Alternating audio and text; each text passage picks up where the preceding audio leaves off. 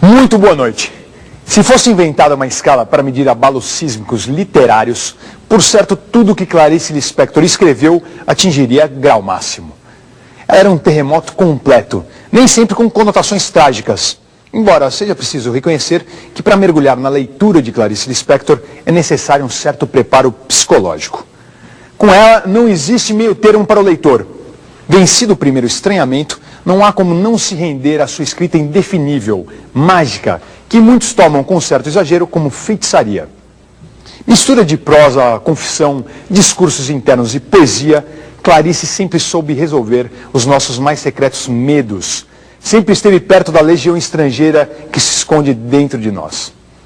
Os 30 anos incríveis de hoje mostram uma histórica entrevista que ela concedeu em 1977 ao jornalista Júlio Lerner. Pouco tempo depois, Clarice Lispector morria, e é inevitável dizer que sua palavra continua mais viva do que nunca. Bom proveito. Clarice Lispector, de onde vem esse Lispector? Eu não sei, eu perguntei, é um nome latino, né? E eu perguntei ao meu pai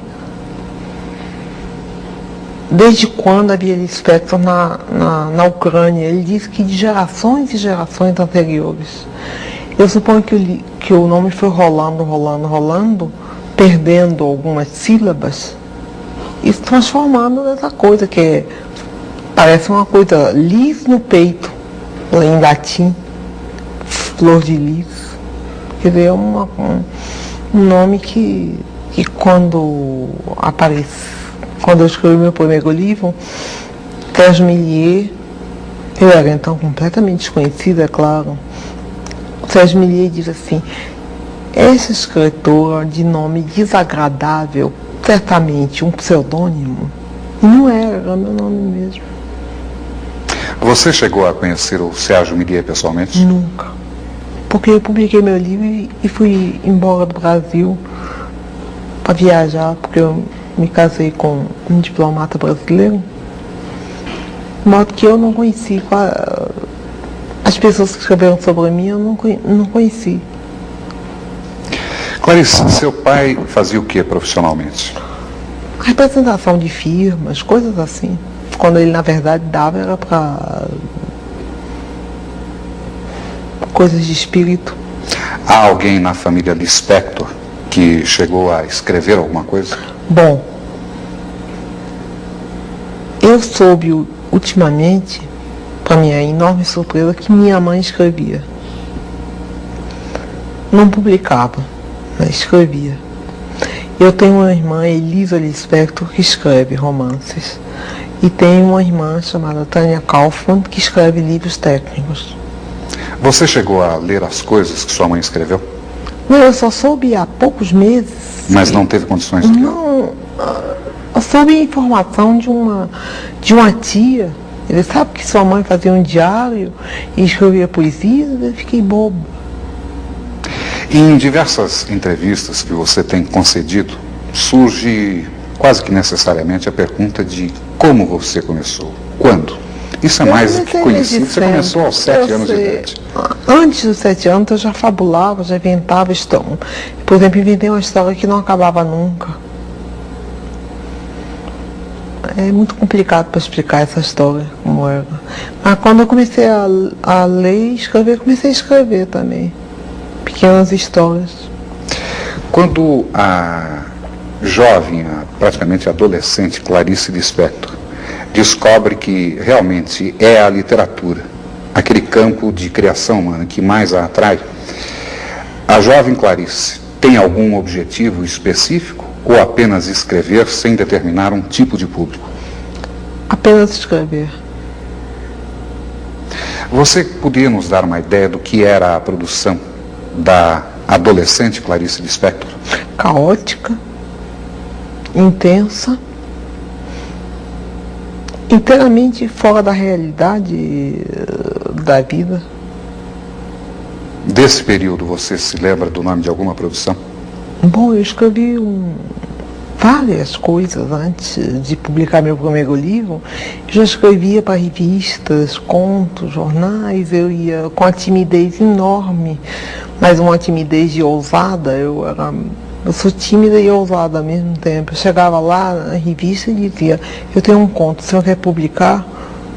Aí eu me lembro que uma vez foi o Raimundo Magalhães Júnior, que olhou, leu um pedaço, olhou para mim e disse, você copiou isso de quem?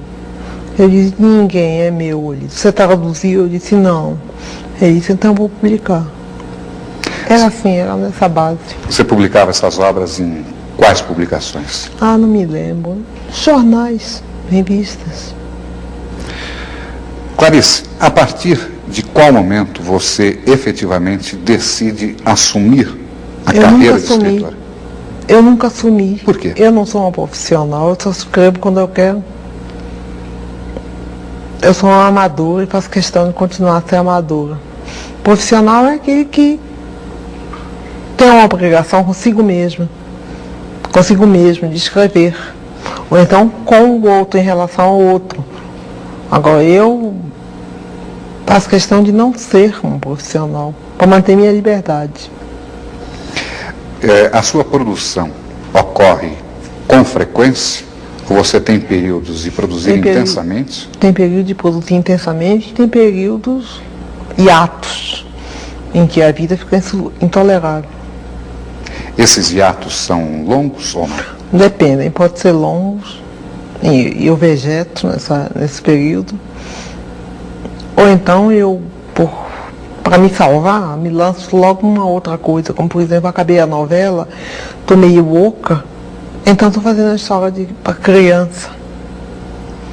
Como que você explica a Clarice Lispector voltada para a literatura infantil?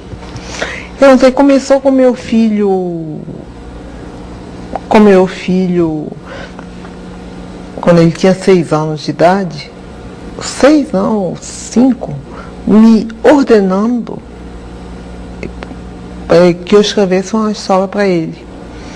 Eu escrevi. Depois eu guardei e nunca mais liguei. Até que me pediram um livro infantil e eu disse que eu não tinha, inteiramente esquecida daquilo. Era tão pouco literatura para mim, eu não queria usar isso para publicar nada, era para o meu filho. Mas aí lembrei, bom, tenho sim. Então foi publicado. Eu tenho 3 livros de literatura infantil e estou fazendo o 4º agora. É mais difícil você se comunicar com o adulto ou com a criança? Quando eu me comunico com criança, é fácil, porque eu sou muito maternal. Quando eu comunico com adulto, na verdade estou me comunicando com o mais secreto de mim mesma. Aí é difícil, né? O adulto é sempre solitário? O adulto é triste e solitário. Né? E a criança? A criança tem a fantasia, né? Solta.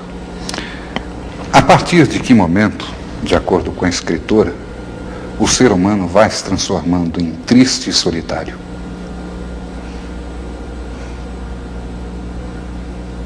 Isso é segredo. Desculpa, não vou responder. A qualquer momento da vida, basta um choque um pouco inesperado e isso acontece. Mas eu não sou solitária não, tenho muitos amigos. E só estou triste hoje porque estou cansada. De modo geral, sou alegre.